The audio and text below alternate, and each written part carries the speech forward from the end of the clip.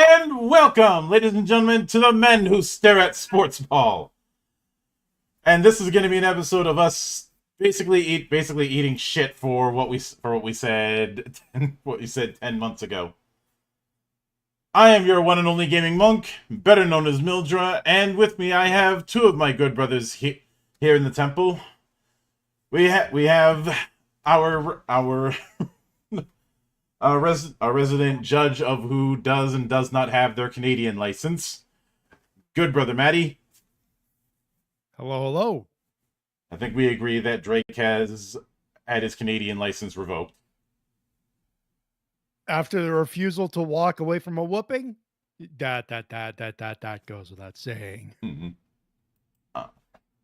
And our resident waifu hunter, good brother Akira. I did message Doku, who said he was down for this, but he hasn't shown up, so he is winning his own challenge once again. He is the Undertaker of the Doku challenge. Also, SAO waifus are taking a break this time in order for me to talk shit about waifus from Seikon no Quasar. They suck. I haven't heard that name in a while. Anyway, some of you who are new to this, because the last time I did this, I wasn't actually VTubing yet. The Men Who Stare at Sportsball is where myself and my esteemed colleagues talk shit about certain leagues. This time around with the NFL, don't worry, we will get to hockey later. I would love to, because the All-Star break is usually when we would do a show, but that's not that. It's the Four Nations face-off, which is an interesting way of saying we're seeing what every other sport's doing with their All-Star game, and both yes and fuck that, please. Especially looking at, say, the NBA All-Star game. Here, what a shit show that's become. Have you seen what the Pro Bowl is now? Yeah, I've said for years the biggest mistake that was made was moving the Pro Bowl out of Hawaii and into Miami. Moving into the Florida area, you could justify the Pro Bowl to players. It's Florida. Call it what it is, Monk. Yeah, you could justify Miami to players. Like, yeah, the Pro Bowl may suck, but I'm going to Miami with my family. Not Miami, Hawaii. You could always justify that, but moving it to a place where they're already going to be playing at in one form or another for the calendar year, and doing a bunch of gimmicks that feel like gimmickry for its own sake instead of an actual game. A lot of the appeal of it has gone, and I would not be opposed to instead of doing a Pro Bowl, just have a special international game. Or I was gonna say do the amateurs versus pros thing that was done a few decades ago, but I remember how that That turned was a out. shit show. Yeah, let's not do that. I will only agree to that if it means Notre Dame can be humiliated again. And for those worrying about the Four Nations face-off, it's a one-off. It's literally a NHL players friendly to get the hype going for the NHL, saying no, we're going to go into the Olympics next year. But let's be honest, you're watching the damn tournament, because I know I am.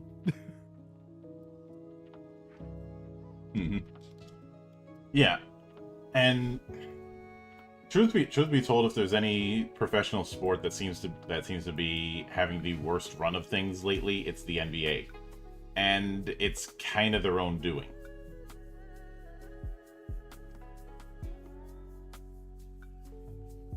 You know, because of things like the player empowerment, the fixation on the threes, and all of that. Yeah. Which is why it was funny when LeBron is like much love to the NBA, but Christmas is our day, and I'm like, well, No, the fuck it's not. no, especially not when it's so hard to actually find games to even watch in my area. Like, it's split off between stuff on the NBA Network if it's an out of market game, or on like 2 or 3 different streaming platforms. That and the time slot that was it that the Christmas Day game was moved.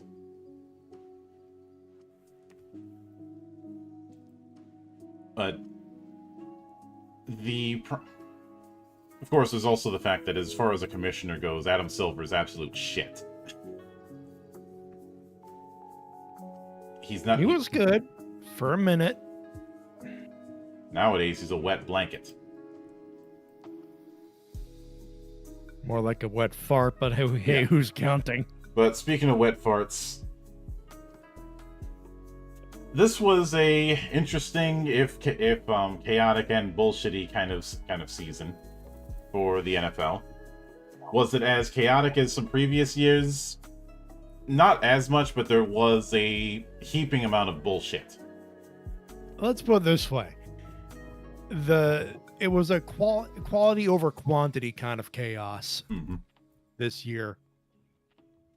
Oh yeah, and for this, we're going to be going into the teams and how well they did, what our guess was at the time, which is why you see the prediction that we had from the prediction stream a few months back on screen, and then laughing at how much shit we're going to end up eating. Because believe me, we're going to be eating some shit. Yeah, we kind of have to in this case. Yeah. I see Cure saying that some people want to see the CFL Grey Cup winner face off against the Super Bowl winner. No. Those are 2 different games there, Cure. Like, yeah, the name on the tin says football, but those are 2 very different games. NFL is a tightly packed defensive favoring game. CFL is a offensive favoring shootout. I mean, offensive, and they reward the offensive, that even if you miss a field goal and your football reaches the end zone, it's called the Rouge, which is 1 point, which is actually how a team won a game this past season. So yeah, but that's neither here nor there. But the point is that there's just not enough compatibility, and there's also the logistical problems. Because I could see a lot of arguments about where that kind of thing would take place, because it'd take place in an arena in Canada or in the States, and there's a lot of bitching about who gets to host the Super Bowl. So imagine 2 organizations trying to argue over who gets the spot on their end of the national border. Mm-hmm. Not to mention there's the whole political stratosphere, which is a shit show. So yeah, and I know people, and whether it be politics with the countries or with the leagues, take a pick at this point, folks. It's not happening. yeah, It's an interesting thought. It's just not happening. Sometimes interesting thoughts fall apart when you start to think about the logistics of things. But since we're starting bottom top, and the order that we're going in, this is the teams that didn't make it, the teams that did make it to the dance, and finally the Super Bowl. So let's start off with who's the bottom bitch, the Tennessee Titans. We had them as punching bag, and that's more or less what they were since they went 3-14. Yeah. Oh, Yeah. wow. Oh. Ow. Ow. Oh, no. Save some owls. Save some owls. It's we it gets worse. Oh God, it gets worse. Mm-hmm. I mean, I think this ends up showing just how much King Henry was holding that team up. Like I'm pretty sure Derrick Henry had back problems from carrying the team on his shoulders. And obviously there's the problem of, as long as David Tepper is running things, you will always be a punching bag. There's no getting away from that. It's gonna be a while. Mm-hmm. But I think them and another team are in a situation where nobody wants to stick around for them. So you know how for years when I did the NHL reviews, every year I'd be like, can the Ducks actually do something? I'm getting running out of ways to take the piss out of them. The answer is no. Mm-mm. At least not this year. No. It's kind of funny that both teams that have Ducks as their mascot end up being choke artists. Although I will give the Oregon Ducks credit, you can use their logo to determine how many natties they've won.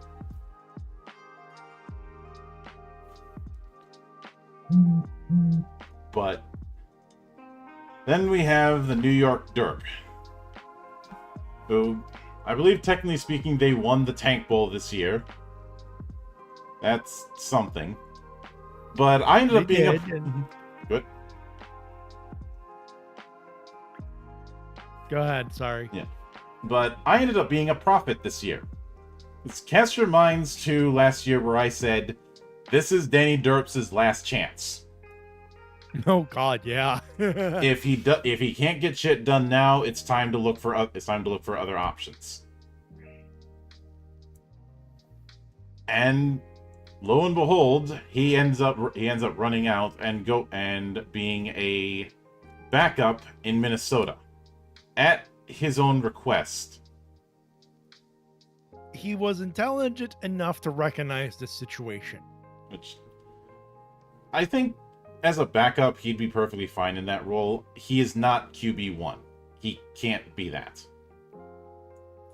He needs much more development, A, and B, probably not going to get much more development anyway. So there you go. Mm-hmm. At least not with the Giants.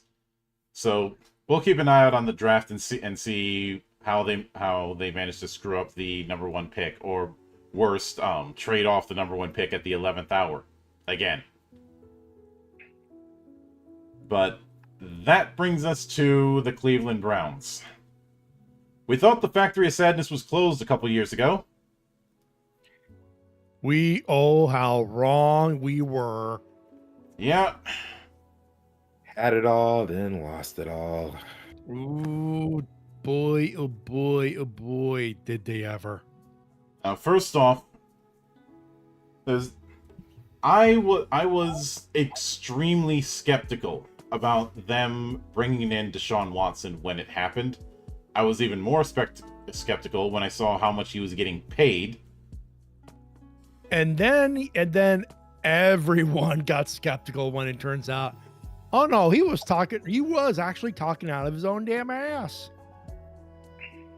As far as the whole, now there's an adult in the room.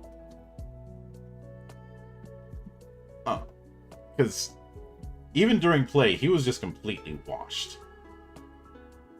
And then he got hurt.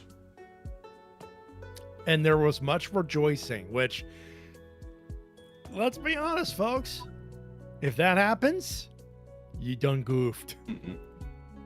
And of course the replacement, I think, was a journeyman, and they ended up, and surprise, they ended up doing better without him. Like, they've got a decent D line. They've got talent on that roster. This is literally get yourself a good enough quarterback. Mm-hmm. And as Kira points out, you have enough wiggle room that you could trade a couple pieces to get somebody. Do not get Aaron Rodgers, first off. And Kira pointed out Myles Garrett wants out. Yeah. But that brings us to the New England Patriots, who I think we knew this was going to be a transition year. They're just coming off of the departure of Belichick, who's now landed in North Carolina, of all places. Yeah, he's coaching college football. Which would not have called that, but hey, you know what? That's what happens when Jerry Jones fucks up. This will be a pattern. Mm-hmm. But there was the whole thing with Mac Jones, which is going to be one of those mystery for the ages about how you had Mac Jones have a dominant first year, and then his second year, he's just completely cooked. Now, granted, it didn't help that whole new coach means a whole new coaching philosophy. And they fired Mayo. Yeah. Now, of course, firing head coaches, that's nothing new. That's like the red shirt being shot in a Star Trek show. Yeah. But I'd say for at least the next 3 years, maybe even more, the Patriots are going to be in hell. And we had put them and the Browns in punching bag. We got that right. I just didn't see any potential movement for the Patriots. Just reading the room. Just because a lot of the big stars that made them the annoying assholes are gone. They're going to be a punching bag. And nobody's going to have any sympathy because they spent the better part of a decade lording over everyone. This is the payback, folks. This is the payback. Yeah. But then we have the Las Vegas Raiders, who still trying to clone the Patriots, still don't really have a direction. And I feel like this was another year of them throwing shit at the wall and trying to find something that stuck. They aren't real Gruden grinders. The Gruden grinders. The Gruden ground up.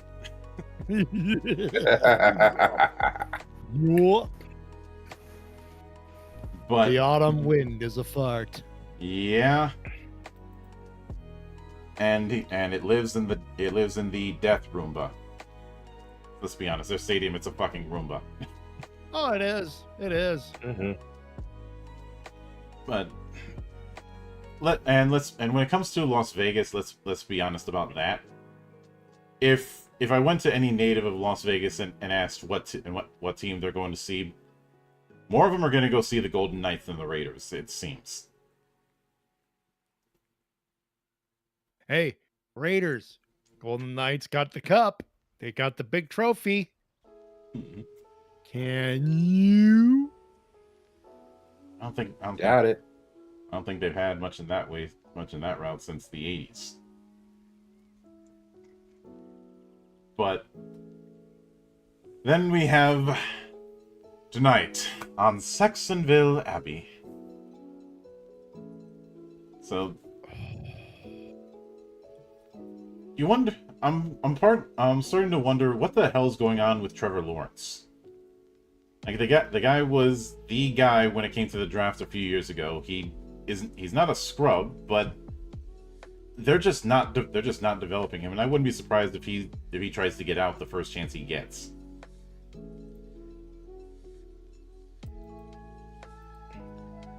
Because Jacksonville was once again a clown show. And a clown show that doesn't... It's in that same position that the Raiders are in. They just don't seem to have direction. And what the hell were we thinking putting them in as aggressively average? In the same vein, we had put the Raiders as postseason fodder. What the fuck were we thinking? Well, we were thinking because they had a lot of momentum from the year prior. Mm.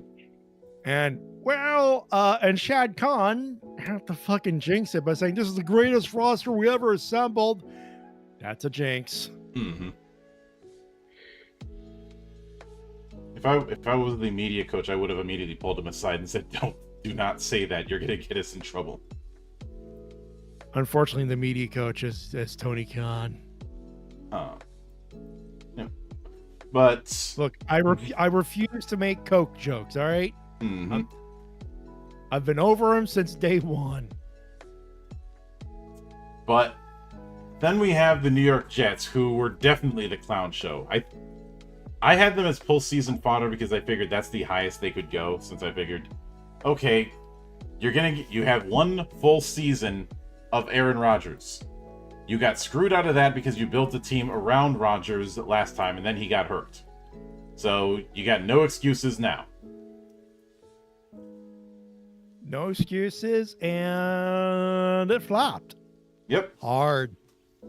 Aaron, he's obviously in his own mind, and he still thinks, oh, he's the greatest thing in sliced bread.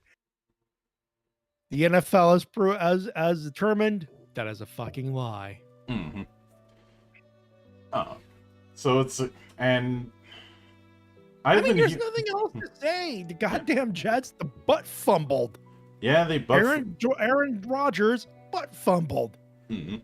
Maybe not literally, but you get the idea. Yeah. I have heard rumblings that they are considering moving on from him, which, if that's the case, expect them to be a bottom boy for another few years, because they paid a lot of money to Rodgers to bring him into New York.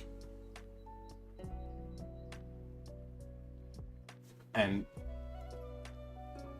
some may say it's a bit of a coincidence that he ends up sucking this bad shortly after Fireman Ed retired. You know, the biggest cheerleader the Jets have had in our lives. Mm-hmm. Yeah, I really miss him. Mm-hmm. It's the same reason I miss... I was going to say I miss Wally the Beard Man, but he has a bar nearby Target Field. So did he really leave? Not really. He just retired to a place that's easier to get to than the stadium. Mm-hmm. But then we have the Saints, who we had as punching bag, and they lived up to that. They still are. They still are, but they are on the come up, if nothing else. They're on the come up, but right now they're having the issue of nobody wants to go coach for them. There was that whole meme of who want me a few months ago.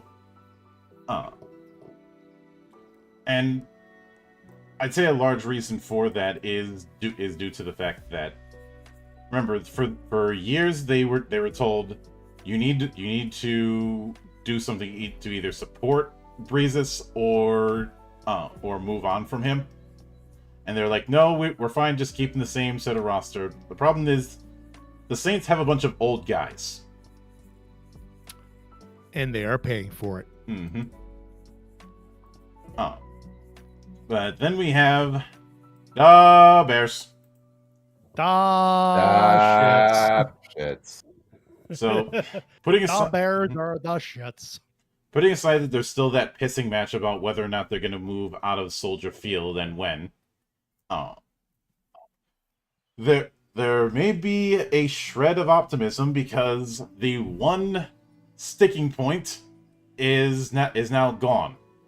Virginia McCaskey has passed away.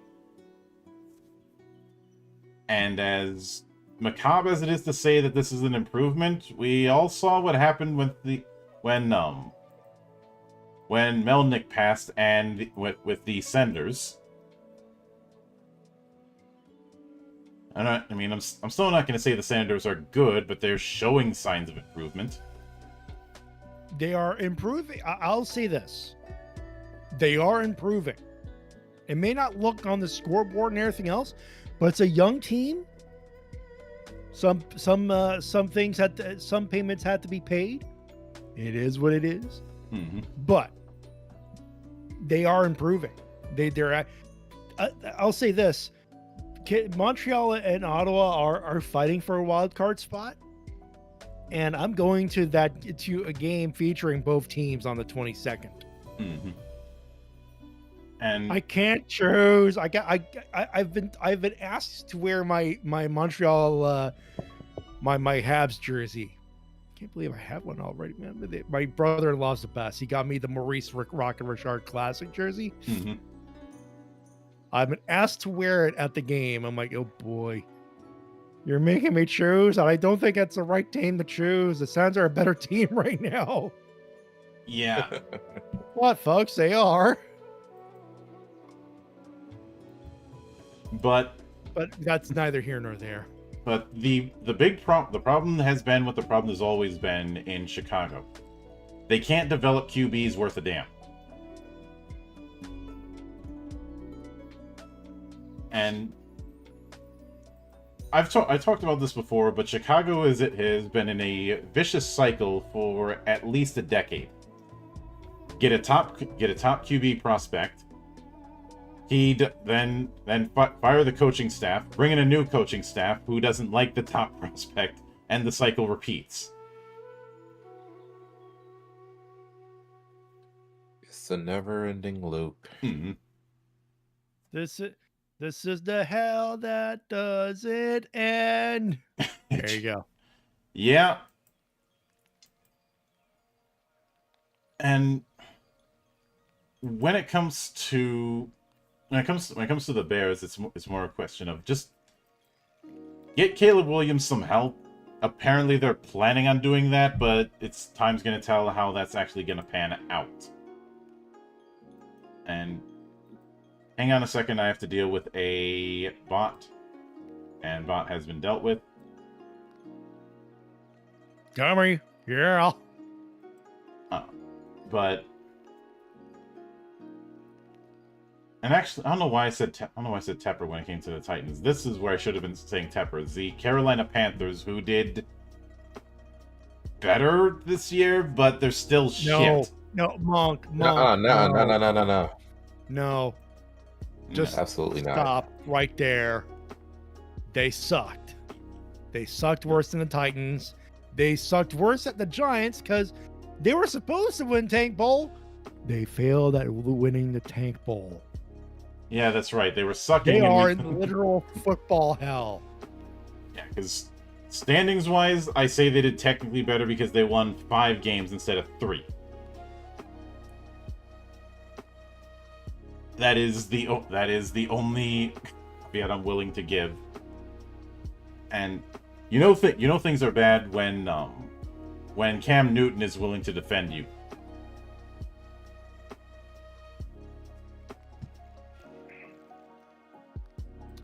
Walk away, Cam. Walk away. Yep. And it ain't your team no more, bro. Speaking of which, I need to walk away for 1 second, so I will be hitting the BRB for a moment. We'll be back in a jiffy.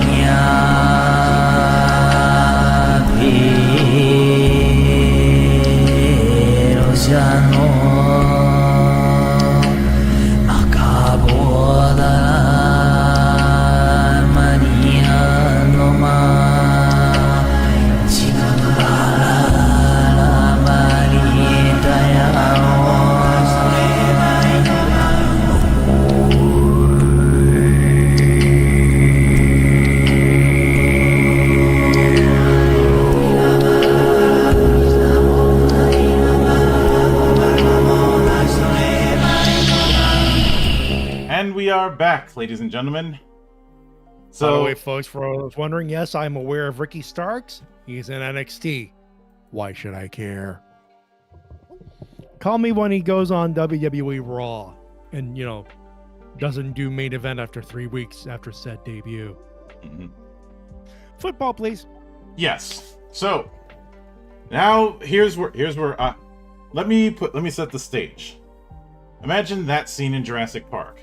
Jeff Goldblum is playing me, and in front of him is the massive pile of shit that I have to eat for the fact that I thought the 49ers were going to win the Super Bowl. Ain't no way in hell we were gonna get a part 3. Ugh. Now, to quote Let's Tree, be now my fair body here. feels like my videos, full of shit. Thank you, urinating tree. Also, there was no way in hell we thought the Niners would have won that in this Weir's injury bowl. Yeah, they got... I'm not going to say they got the most screwed by the injury bug, but they came close, which is why all their momentum just died after 3 weeks. Yup. So they were 6-11, which is aggressively average range. Whether or not they get back depends on who they can get back healthy and who's going to actually stay. To be continued on that front, unfortunately. Mm-hmm. So Alexa, play roundabout. But then we get to... How about them Cowboys? Oh, congratulations. Congratulations, Jerry Jones. You made Stephen A. Smith sad. I only have You know 4... how much of a fuck up of a team and a team owner you have to be to make that son of a bitch who enjoys trolling the fuck out of your fans sad. Especially since he's got one of the biggest Cowboy apologists hard. opposite him in Michael Irvin, who... You fucked up. You fucked up hard. Yeah. Even Michael Irvin isn't willing to defend him, which... I don't like Michael Irvin, I've made that clear. Mostly because I don't like anybody who has a preacher cadence, and he definitely does. Yeah. But even he's not willing to defend them. And the 4 words that can best describe it is all in my ass. No comment. No comment. Whoever originally tweeted that, you're a genius and you're a meme. Congratulations. Now, I wasn't high on the Cowboys this year because I figured they're using the exact same set of guys that they did before. Guess what, Monk? You and every other pundit else. Yeah. I was like, no one looked at Jerry Jones and after the lack of moves and all the money on a couple of guys and go, oh, that'll win you that you're going to the Super Bowl. Everyone looked at Jerry Jones and went, you know, you're a fucking moron, right? yeah. Because This guy over the season spent his time, instead of addressing the problems he should have addressed the media, pissed him off. yeah, and my whole thing was I figured that at best they'd make the postseason, maybe wild card or first round, and then get in their own way again. No, they got their own way early. Although all I have to say is, hey Scooter, you want to talk about it? Oh, we're gonna fucking talk about it, pal. Your team sucks. Oh, we'll get to what his take that ended badly later. Oh, I know of that take. Mm-hmm. You poor unfortunate dumb idiot. Yeah, but when it comes to the Cowboys, I think more than any other year that I said this, they need to blow it up. Like get out, not just get out the demolition team, get out the nukes.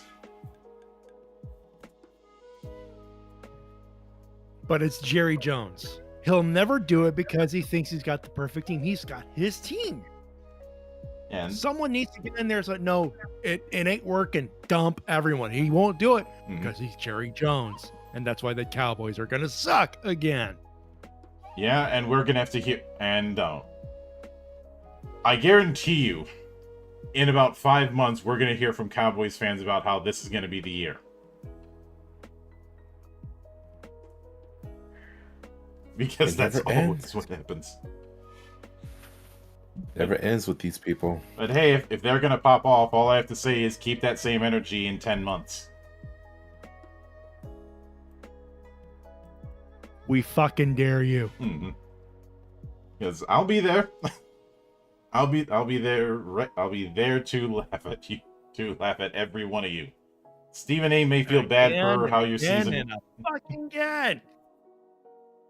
It's like with me. It's like with me and the Leafs. It's the joke that keeps giving. Sorry, Cure. But then we get to the Miami Dolphins, who. Speaking of, dear Mr. Tagovailoa, we appreciate your passion, your wanting. I would sincerely check your Samoan heritage. No one should be getting that concussed that many times. At the rate he's going to go, and he's going to end up having to retire early with the fact that. Honestly, that last concussion should have been the hint. Mm-hmm. I would have packed it up saying, "Hey, I gave him my best, but brains and concussions are a real thing." But some people are deniers on that shit, and then he becomes Chris Benoit. We all know where that goes. Mm-hmm. I don't want that to happen to anyone in the NFL, but that will happen if they keep that culture going. Straight up. But with the Dolphins, it's a whole lot of mid. But I think they realize that without Tua, they don't have a chance. This is a team built with him in mind, and if they don't have him, then they are a bottom feeder. And Kira says, so he's like Andrew Luck. I hope not. Yeah. They built the team around Tagovailoa, and when he's healthy and playing effectively, they can make waves. The problem is they need an O-line to defend this poor sap, and they don't. Mm-hmm. There's always been that bit of problem that some of the teams in the southern part of the country don't value defense enough. They value the big, sexy, go deep kind of shootouts. But the NFL is a defensive favoring league. Like if you, that's those sort of. I mean, fucking look at the Eagles. They're they're closer to the north than the south, so there you go. But just in the league in general. Mm-hmm.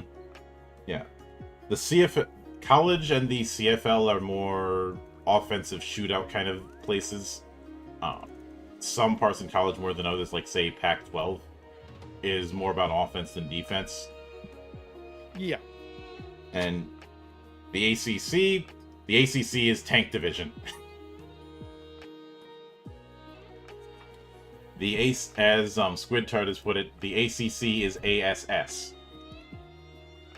But with the Dolphins, it's more of a case of they are in that kind of hell because they were 8-9.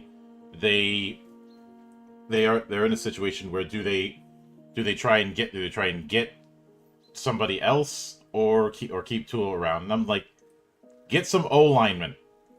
Get some big shit-wrecking O linemen to protect your QB. Yeah. That is the solution. That is get you a couple of guys that oh yeah, they might cost you in penalties, but no one's gonna fuck with your QB after a couple of penalties. Mm-hmm. But then we have a couple of linemen that ensure that reaching your quarterback means you get hurt. Yeah. But then we have the Colts. Remember when everybody said when Colts fans at the start of the season were saying everybody was sleeping on them? Guess what? I'm not sleeping. I'm in a coma. Oh no, don't worry. We're fucking hibernating over here. Mm-hmm. I just thought that they didn't even existed this year. So I'm just gonna say this. You know you fucked up when even Pat McAfee's calling your shit out. And he got shit for that too. He shouldn't have. Mm-hmm. Because he's fucking right. Yeah. And I guess some people were thinking that because the Colts were his team that he should have some blind loyalty. And it's like that's not how this works. You can be a fan of a certain team and also call them out when they are fucking up. Believe me, he has sources, and he's a journalist. He works with ESPN. He has his own show. Yeah, he has some biases, as most people do. But he knows when it's time to call bullshit too. Mm-hmm. And right now, he's calling bullshit. And rightfully so. But with the Colts, like I said, a lot of people were saying that they were some dark horse, and I just was not seeing it. They were just coming off of the coaching hell with Jeff Saturday. Irsay's hired another yes man, and then had to get himself checked in because medical issues, which no bully on that. But the fact is that they have just enough of a direction to win games, but not enough to actually go anywhere. So, technically speaking, when I had them as punching bag, they did better because by being 8-9, they'd be under aggressively average. I'd say more punching bag to the stars more than anything else at this point. So, job squad. Mm-hmm. So Job punching squad. bag, but on the tippy top of the line. Yeah, like on the borderline of it. But Goops, it's time for you to break out the drink. It's time for you to break out the mead because next up we got to talk about your Falcons. They were so good during the beginning. Then what happened? What fucking happened? All that momentum just lost. They get landed. What? Yeah, they did. It was a 28-3, but at least it wasn't the Super Bowl. Mm-hmm.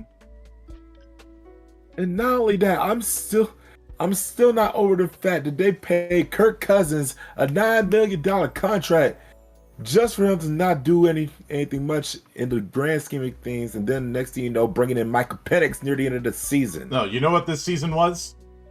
I slammed my Penix in the car door. There you go. When they brought in Cousins, I was like, this is not going to work out. I'm warning you, this is not going to work out. Take it from somebody who knows. It'll start out fine, but eventually it's gonna crash. It just crashed earlier than we anticipated. Mm-hmm. And the fact that they spent all that money and then drafted Penix was confusing to me. Yeah, someone in there saw something coming, and that's all I gotta say. I'd say when it comes to the Falcons, if they build around Penix, they might have a better chance. But there's still the problem of they still got to pay all that money to Cousins. Hey, if you're Kirk Cousins, not a bad way to end your career if we're being honest. Mm-hmm. Now watch as they use him for one more year. Kirk Cousins ends up not sucking, and they fall for this trap again. Yeah, at least make it a good playoff run. At least could you do that? Kirk Cousins is the they talk about Seth Rollins at WrestleMania being the heist of the century. As far as I'm concerned, Kirk Cousins is the heist of the century. Oh, there's a few candidates in there. Mm-hmm. Also, I'm still pissed at the fact that the Falcons don't even know the way at this point. Yeah, they didn't know the way. But I still love Young Wei too, but goddamn. Mm-hmm. But then we have the Arizona Cardinals, who for a while were probably the best of the worst. Well, they were the best of the worst. There is the issue about whether or not Kyler Murray can be the guy, but they seem to be showing signs of improvement early on, and then it just collapsed at the end. It's almost like the spirit of Cliff Kingsbury hadn't left. Because that was mid. Yeah, mid. They were 8-9. They had a late season collapse. Otherwise, they probably would have made the playoffs. I think it's a case of Kyler Murray's fine, but I'm not sure he's enough to really compete with the big boys, as it were. At least not yet. Figuratively and literally. No, but he'll have a great career as a Twitch streamer with Call of Duty in a few years. Hey, he'll have the fuck you money if he's smart about it. And lastly, of the teams that didn't make it, we have the Cincinnati Bengals. Who do what now? The Bungles once again bungled. Yep. Yep. And even though they were getting... And what's egregious here? They wasted a great season out of Joe Burrow. Yeah, he was great. It's just that a lot of stuff around him didn't work. And even though they were starting to get their shit together at the end, I mean, they had a 5-game winning streak. But it was too little too late.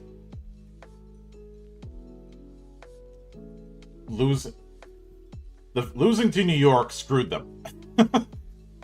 That is the best way to put it.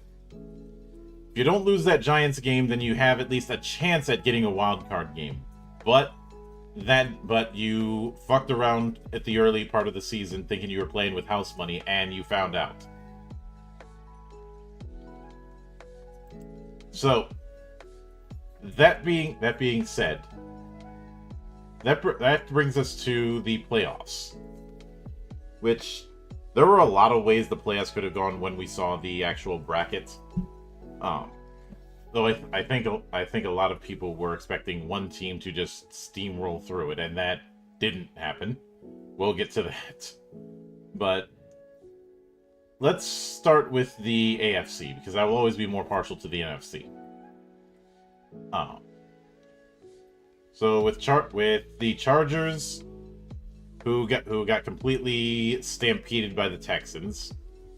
I didn't have all that high hopes for the Chargers. I had them as postseason fodder, and well, that's more or less what they were. Yeah, and no shame on that. It was still a decent season for them. So nothing to say other than fuck you, Spanos. Yeah, they've Kamen Rider Gotchard joke for you. Kamen Rider, Gotchard joke. I almost went gaff, but it's a Gotchard joke there. Yep. But like I at least this time around, it wasn't a blow it by special teams again. So there's that, I guess. But they're not ready for the long time. I had them as postseason fodder. That's what they ended up being. But then we get to Steelers and Ravens, and I feel bad for Tree in this case. He was fully buying into the hype, and then it just died.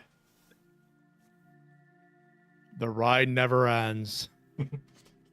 And now they're stuck with. And now they're stuck with Westbrook, and have to deal with Steelers Nation. Let's ride. And don't get me wrong, there's plenty of talent on the team, but I really, really think it comes down to the fact that Tomlin's got to go, and they won't let him go because he keeps winning. He keeps getting a winning season. And sometimes a winning season can be the worst thing that happens to a team, because it puts the idea in their head of, hey, we're actually doing improvement, when in reality they're not.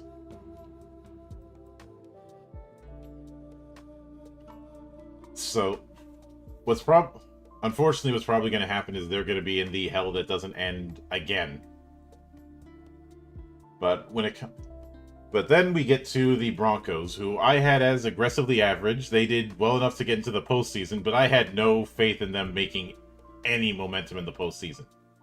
No, like they ran out of momentum, but they got in there. And again, another case of improvement by proxy, almost. Yeah, they weren't even supposed to be there, but there they are. Yeah, they are ahead of schedule, which is not a bad thing. Ahead of schedule, they'll probably be back unless they really screw things up. But get yourself some better help, because because you're going up against a Bills crew that wanted blood.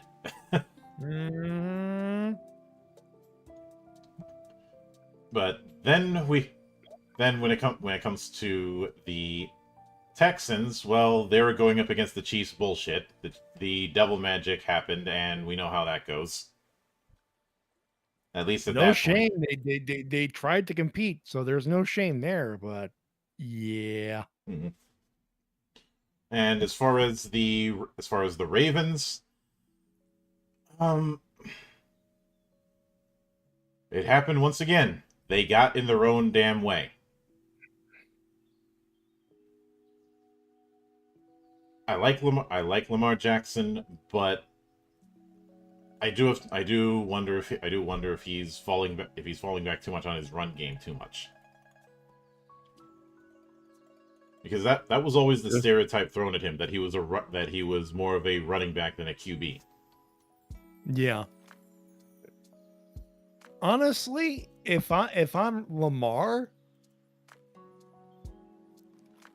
like I know you secured the bag and everything, but you sure you want to be a Raven, dude?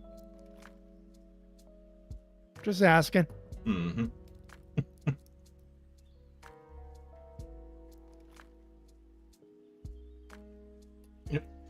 But then when it comes to the Bills, you remember back in the day when there was that meme of, boy, I love losing Super Bowls?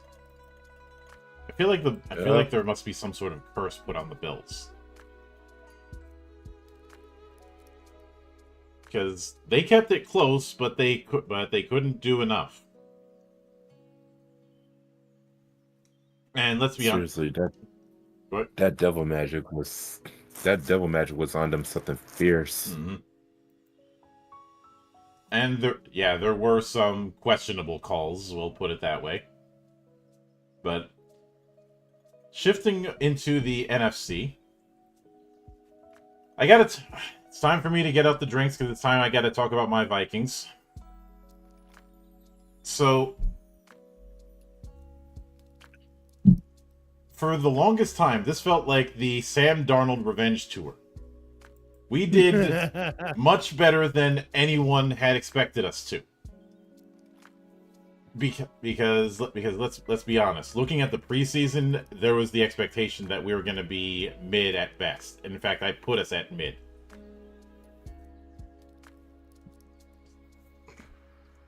But then the game against the Rams happened, and we just did not show up. I don't know what happened, but it wasn't even close. And it's not like the Rams were a killer team; they were a zombie. They were still in the midst of paying for all those picks that they fucked a couple years ago. So I don't know what the hell happened, but the quarterback controversy just became a lot more easier to answer. No shame to Sam Darnold, but he just didn't show up when it counted. He saw a ghost again. Yeah, pretty much. But then we have the whole thing with the Buccaneers, which I think the Buccaneers are in a case of limbo, if I'm being honest. I had them as aggressively average. They did better. I expected that they would. I didn't expect much out of them because there wasn't much to expect. You know, they facilitated Tom Brady's retirement tour, and that was it. Yeah, no shame. Hey, you got a Lombardi out of the deal. Mm-hmm. You know,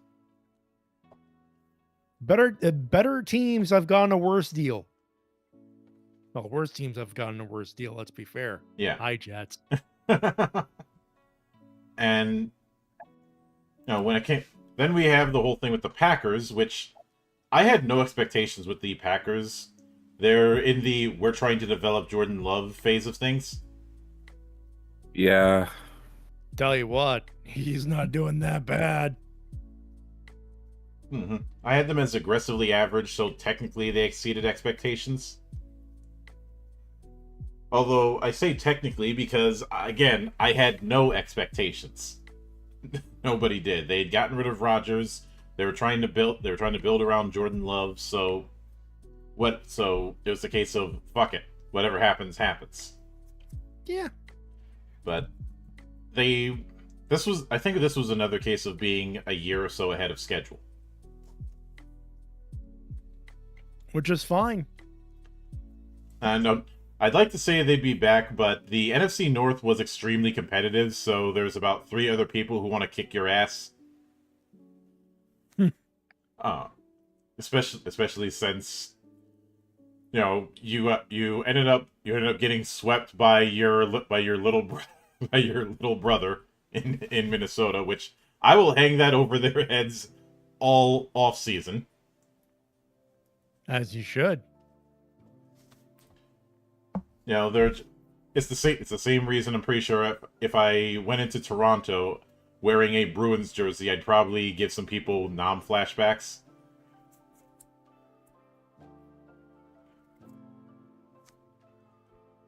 Because the Bruins have been Toronto's Grim Reaper for pretty much all of our lives and then some. Mm-hmm. But then we have the Lions, and let me be clear. I was rooting for the Lions for a good amount of time. They had a lot of momentum. I like Pete Campbell. I do think he can be a little too aggressive for his own good at times, but I enjoy him. I enjoyed the fact that they kicked the shit out of the Cowboys in one of the greatest acts of revenge I've seen in football. Because remember, a year ago they got screwed over by a bad call because one of their tight ends didn't report as eligible. And Troy brings up a decent point. They've got a good QB in Love with the Packers, but need better weapons. And Kira's like, I heard that. Good, you have ears. But the reason why I call the Lions Cowboys game this year an act of revenge is last year again they got screwed over by a ineligible tight end call. So the year after they're like the same guy who got screwed over every time he's on the field, even if it was not necessary, he reported as eligible. He reported as eligible in that one game 7 times.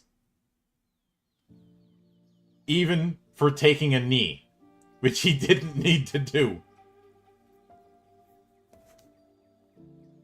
Again, that's why I've called that game extremely petty.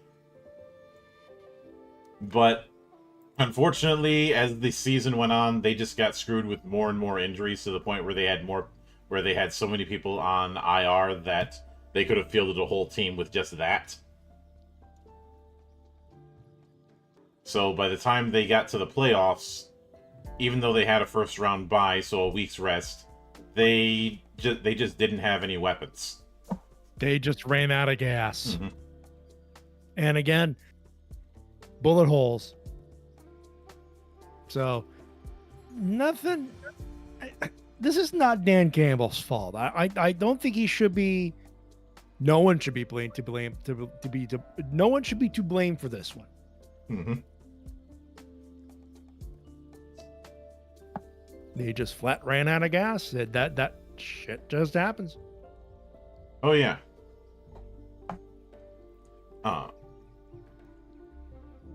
And Troy says Campbell is a good coach. However, there's not a need to be a let's go it on every 4th down scenario. Yeah, like I said, Campbell's big problem is that he's too aggressive for his own good. But he wasn't nearly as aggressive this year as he was last year. So I do think he's improving, and he's going to be back. Oh, yeah. He's going to be back. The Lions are going to be back to be, once again, a pain in the ass. They are a pain in the ass for the next season or two. Mm-hmm. But then we have the Rams, who, like I said, the Rams were the Walking Dead, and they ended up eventually coming across an actual team that wanted blood. And the result was inevitable. They kept it close, but not enough. And when it comes to the Rams, I had them as aggressively average, so they exceeded expectations, but they're still going to be in hell for a little while. Just because they can't do a whole lot of mobility with all those picks they gave up. But then on the side of the Commanders thing, some of you may recall I called up Doku after that loss to see how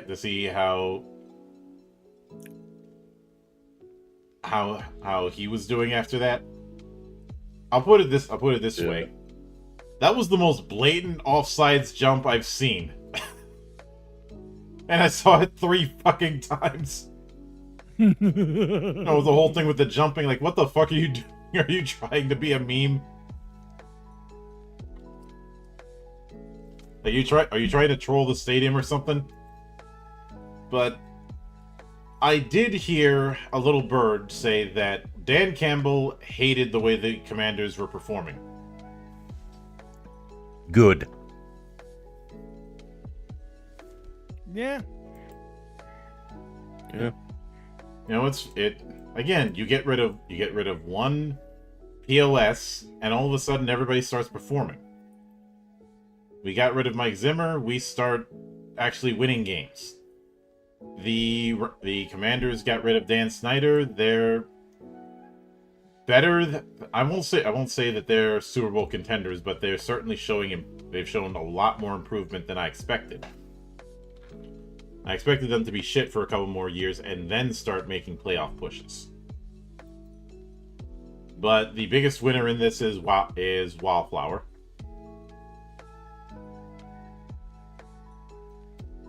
Is Wildflower with his celebrations.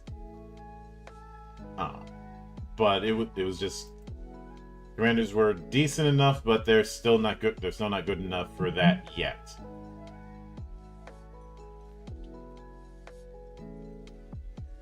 And Troy said, They'll get there. but every team should be glad that Eberflus is not a head coach. There is at least that. Mm-hmm. Mm-hmm. I mean,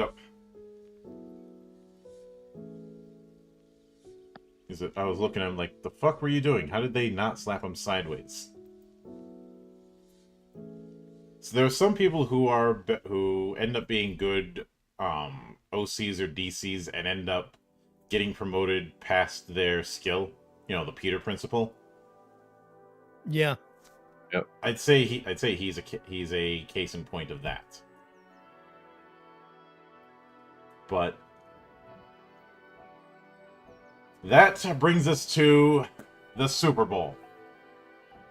And I think so let's get the elephant out of the room. I think it was very generous for Kendrick Lamar to have a game be played during his concert. I know, right? Ladies and gentlemen, Kendrick Lamar, the score now reads Kendrick Lamar 57, Drake 0. Mm-hmm. You know, I know a lot of people didn't like the performance or thought that it was I was seeing a bunch of people saying it was the worst Super Bowl performance, and I'm like, it is a different Super Bowl performance, but there have been some much bigger offenders as far as stinkers. If I'm being honest, I thought the performance Rihanna gave last year was worse. Well, not worse, just kind of mid. Yeah. No, this is very simple. This was Apple Music doing what they wanted to do, and Kendrick Lamar with some great visuals and a great message, and a very PG middle finger to both the sitting Cheeto in chief and one Drake. Specifically more Drake than anything else, though, if we're being completely honest. That was the target. Is I think also when I look at the red and blue in that, what I see is the fact that during that whole endeavor, he managed to get Bloods and Crips in Cali to be on the same side. That's impressive. Mm-hmm. And now, ladies and gentlemen, in the role of John Elway / Patrick Mahomes, Homer Simpson. Elway takes the snap and runs it in for a touchdown. Thanks to Elway's patented last-second magic, the final score of Super Bowl 30, Denver 7, San Francisco 56. Pretty much. Like, sorry, Pat, that's stat padding in the Super Bowl. How petty do you have to be? And Kira pointing out that in an interview that Roman Reigns had said the NFL is scripted, and I'm like, okay, I get that you're from Florida and probably salty about the way things went with the Buccaneers or the Dolphins, but cope. Also, bitch, aren't you a Niners fan? That might be why he's coping. Coping and seething. Yeah. But when it comes to... I don't have the button ready, folks. I didn't set anything up tonight. I'm just want to shoot the shit. Yeah, no worries. Shoot the shit and go to bed. Like, I think we had figured it... I think our mindset was that because this was a rematch from 2 years ago, we had figured it was going to be a case of the Eagles were going to blow it again, and the Chiefs were going to get devil magic advantage and actually three-peat. But I guess the refs had other ideas, and I ended up watching that game at least the first half of it live with Mace. Had to head out to do an interview, then came back for the tail end. But this was a case of one team played an absolute perfect game, and the other team could not respond because Philly's defense was an iron wall that just would not let Mahomes breathe. And he ended up making some very rookie mistakes as a result. Now, there were a few calls that I found questionable, but it wasn't as bullshit as I thought it'd be. And yeah, there was that touchdown that was taken away because the knee was down a few feet early, but I think the one that both Mace and I had called bullshit on was an unnecessary roughness call. Which was just a standard case of momentum. Yeah. But it was like the Chiefs barely showed up. The first half, they were getting their ass whipped. I've shared this a couple of things in the Sportsball side of things. 3 words: belt to ass. Pretty much, because they could not get any points on the board until the third quarter. And Sweat, I feel like he's going to live rent-free in Mahomes' head because he ended up sacking him 3 times that night. That last sack, god damn. Some of those sacks were back-to-back. Oh. My dad and I loved the game. We found it entertaining. Not necessarily. We thought it was a good football game. It was just, there was a couple of things that the Chiefs did right, but nothing else. Everything else went wrong. I think that I think the Eagles were operating under the strategy of put every bit of pressure you can on Mahomes to not give him time to breathe and play hero ball. Because that's what he wanted to do. He wanted to play hero ball. Guess what? Nope. Yep. And the big problem is, I think this ended up showing one particular weakness with Mahomes. Aside from him putting ketchup on steak, no, I'm not going to forgive that. No one should. It's the fact that he doesn't seem to be all that good at the short range pass. He seems to be a case of take his time and do these sniper shots. He's not a short range guy like say Brady was. And I'm not expecting him to be Brady, but it's more of an issue that when you're put in that kind of pressure, he ended up making mistakes and making a few blind throws because of where he was positioned. And don't get it wrong, the Eagles played a perfect game, but the real standout was their defense, and they did have the best defense in the league this year. I think we were like, is that strong defense enough? Apparently it was, because I think after a few sacks, it must have messed with Mahomes' head, because that's where he starts making really rookie mistakes. The O-line, the minute after the first couple sacks and all of that defense, those holes were opening. Let's put it this way. U-Tree made the joke, it's like about the O-line being more open than a porn star. That's how bad it got. Oh yeah. Mm-hmm. And while because of that, by the time the Chiefs were finally able to put points on the board, it was like there was such a such a gap that unless they played perfect football, there was no way they were gonna even bring it into overtime. And we were a bit concerned because there were a lot of coming from behind victories / bullshit throughout the season when it came to the Chiefs. But most of those victories came in within that were in games that were within 10 points or less. Mm-hmm. They were goose-egged by the half.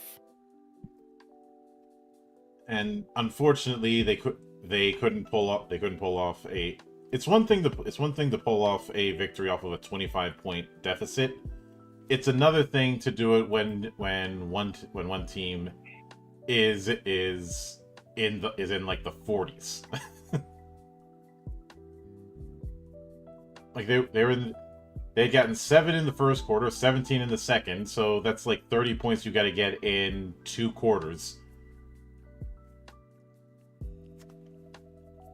And I do remember Mace tweeting out, did the Chiefs let out the special team, like the short bus team this week? No, God. I can't say I blame him for thinking that, because this didn't feel like the we own everything evil empire kind of Chiefs that we've seen. And once again, Green Bay is laughing because they are technically the last team to three-peat. I have to say technically because it was pre-Super Bowl era. But it counts because Lombardi. Mm-hmm. Literal Vince Lombardi. Yeah. But I think it's going to be cool. It's going to be quite a while before anyone even has a chance at three-peating. And I know some people aren't going to be as harsh because, well, they won 2 Super Bowls. And I'm like, okay, but you're only as good as your last game. You're only as good as your last game. Belt to ass. There was one. Did you see that one tweet from Bleacher Report on the whole thing? I don't believe I have. Where it was like Patrick Mahomes takes the snap and then the defense, and it's just some guy getting just completely. God, yeah, I know. I saw that. That was on Instagram as well. Mm-hmm. Just completely fucking owned. And that's pretty much what ended up happening. And you look at the way the Chiefs looked on the bench, and you could tell they were completely broken. Even Chiseled Adonis gave them the Crimea River treatment after the game. Ooh, that was satisfying. Mm-hmm. If only because we've had to. By the way, the video is Patrick Mahomes takes a snap, and it's some poor jobber eating 3 power bombs in a row. Yep. For those wondering. Yeah, that is pretty much what ended up happening. And Troy brings up that they were 1.5 point underdogs. That part I wasn't aware, because I think everybody going into the game was thinking, okay, the Chiefs are going to end up winning this due to devil magic. But when it comes to the whole meme of them having devil magic, I will remind people of one particular thing. Are either of you familiar with the opera Die Frischutz, or The Free Shooter? I have heard of it. You're probably familiar with the character of Rip Van Winkle in Helsing. Yep. That character is an homage to that opera. Now, putting aside that I'd say it's a screwed up opera, but it's a German opera. They're always screwed up. Just German fairy tales in general are not the Disney stories you think. But the story with that one is that there are 6 bullets in a particular rifle that will always hit the shooter's target. The 6th bullet is the devil's bullet and will aim where the devil wants that thing to fire. The Super Bowl was Kansas City's 6th bullet.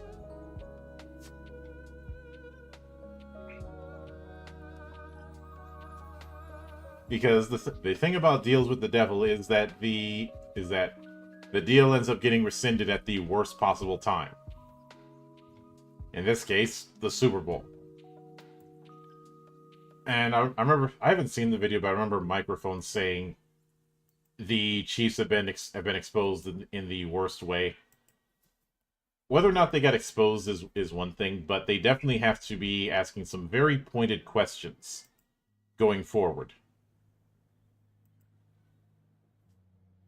Especially since where do they go from here? Are they going to deal with the championship hangover? They still have to deal with the massive assload of money they paid Mahomes during their first Super Bowl win. They paid him $500 million on his new contract. But They'll bring him back. They'll pay him. He still got money on that deal. It's just a matter of how much support is he going to have. But Kansas City, if you want to actually do this again, fix your damn O-line. Yeah. I would have thought you had learned about having a decent O-line after you lost to the Buccaneers.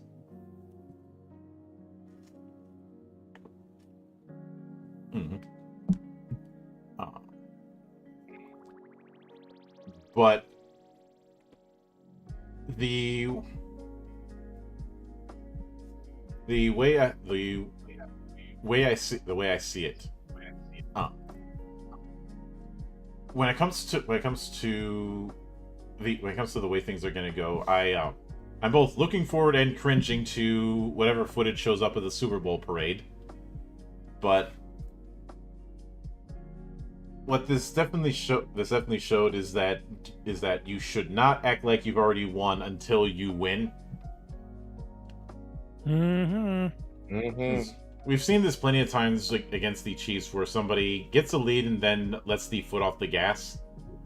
So the whole even at halftime when they still had a dominating lead, I was like, don't give them any air, stay on target. That's what they did. Mm-hmm. I can't remember if it was you or somebody else who when they started getting that lead were like, I've been here before, concerned that that there might be a choke happening. I don't think it was me, but I could see some people thinking that could have been that thinking that at least. Mm-hmm. I do remember somebody saying that, but a lot of things were a blur that night, so I can't say for certain. But with that said, this was a interesting, if chaotic season. What I'm going to be dreading next is the draft and who ends up making the wrong picks in the first round. Because I have a sneaking suspicion that, say, the Dolphins are going to try and draft a QB. I will be pleasantly surprised if they don't, but that's just where I'm feeling, just because that would be the dumb thing to do, and the management there doesn't have the best track record for making smart decisions.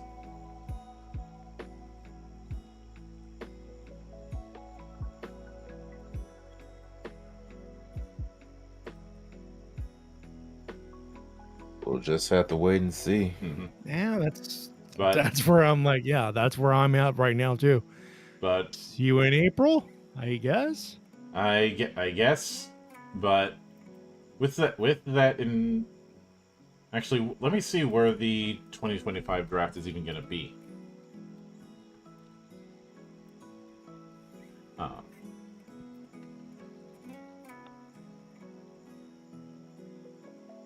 So it's gonna be in Green Bay this year. Ooh, okay. And unfortunately, the Titans have the first overall pick, so we'll see who ends up getting it. We're not gonna have to wait long to see how the team fucks it up. Yeah. on a whim, I decided to look at Sports Illustrated's mock draft. I don't do mock drafts, but they are thinking that they're going to pick Cam Ward, a Miami QB, which is understandable because one of the bigger problems, even when Derrick Henry was there, was that they didn't have a top QB.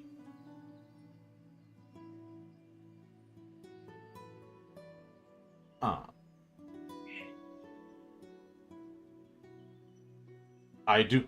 What I will dread when it comes to the draft is that you're going to see a lot of people doing a lot of talking heads shit about Sheeter Sanders. I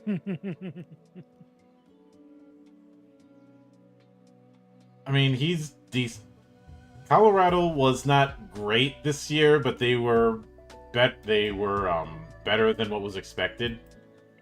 Because keep in mind, before Sanders came in, Colorado was the absolute shits. This year they were mid, which is a success, I guess.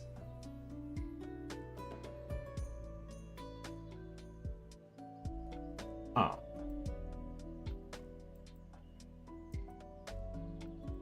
But so the Cowboys want the Eagles to play them in the season opener for the 2025 season, and Dak's already talking the Cowboys being contenders. The delusion is real, and let me see what they had to say about the Cowboys.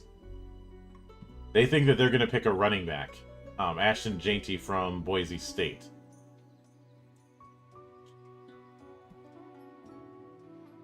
Truth be told, if there's anybody who I think they need a new QB because, let's be honest, Dak is not the guy. He was never the guy. I mean, you've got nothing but first-round wins over the better part of a decade.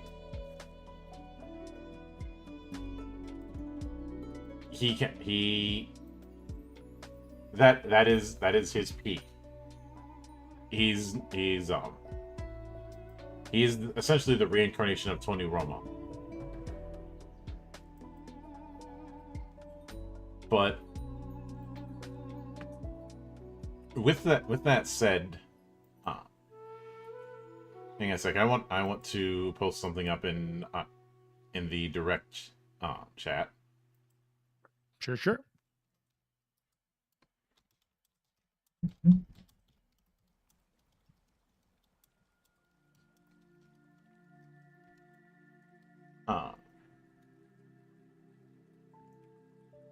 Actually, you know what? That might get us in trouble. So I think we'll wrap it up there because we've been going for about 90 minutes and change regarding this.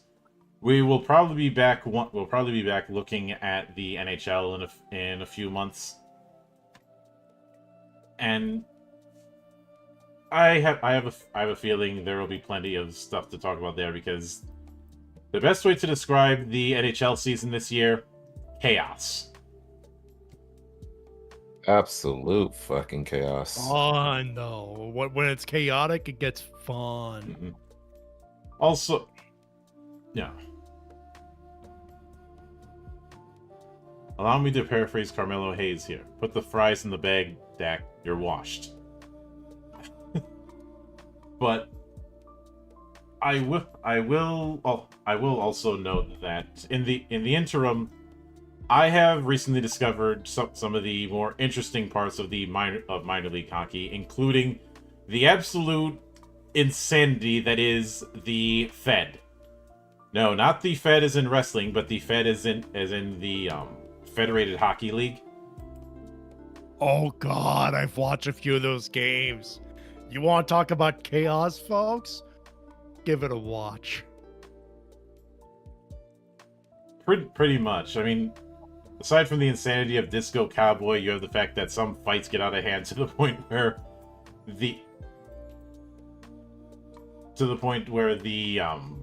where even the coaches get involved. One of those fights breaking out taking place on family night. But the ultimate case in point with the Fed, 2 words: Disco Cowboy.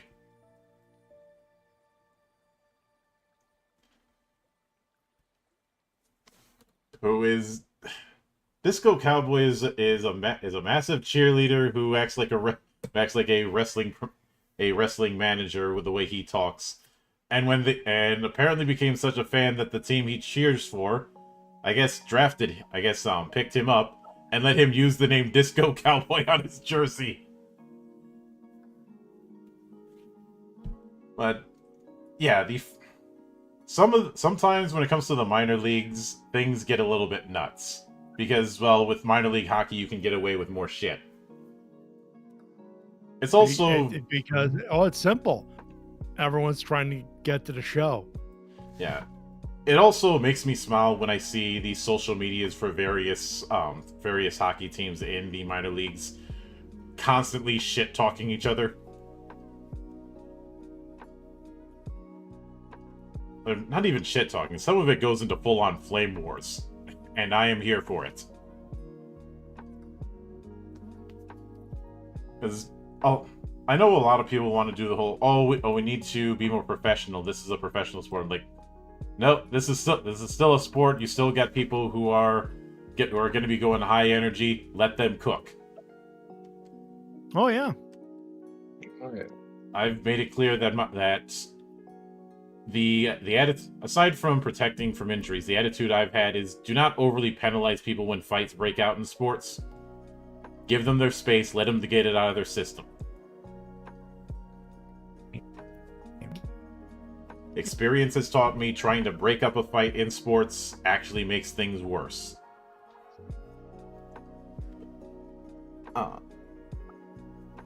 Yeah, there was a video I came across a while back that did a kind of hater's guide of the Fed a few years ago, and it's glorious to see. But with that said, like I said, we'll be back here in a few months with a new edition of the Men Who Stare at Sportsball, and come tomorrow, I'll be back on the interview train and probably doing a little bit more of FF16 than I did today. I had to end it early because of some outside circumstances, but I'll be back. I did promise I was going to go through the whole thing, and I'm intent on keeping that promise. But until then, on behalf of the good brothers present and not present, my name is Mildra. I am your gaming monk. Stay fucking frosty, everybody.